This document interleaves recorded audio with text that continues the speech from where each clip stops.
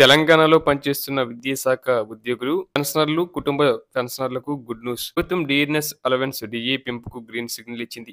ఈ మేరకు విద్యుత్ శాఖ ముఖ్య కార్యదర్శి సందీప్ కుమార్ సుల్తానియా అధికారిక ఉత్తర్వులు జారీ చేశారు.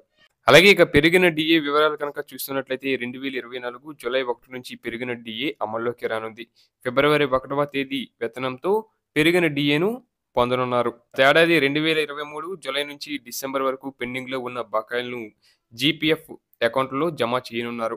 కుటుంబ పెన్షన్లకు కూడా పెరిగిన డిఏ ప్రయోజనం కలిగేలా చర్యలు తీసుకుంటున్నారు. అలాగే ఇక పెరిగిన డిఏతో పదవి విరమణ పొందిన ఉద్యోగులకు మరింత లబ్ధి చేకూరుతుంది. కుటుంబ పెన్షన్లకు కూడా ఈ పెంపు వల్ల ప్రయోజనం పొందనున్నారు.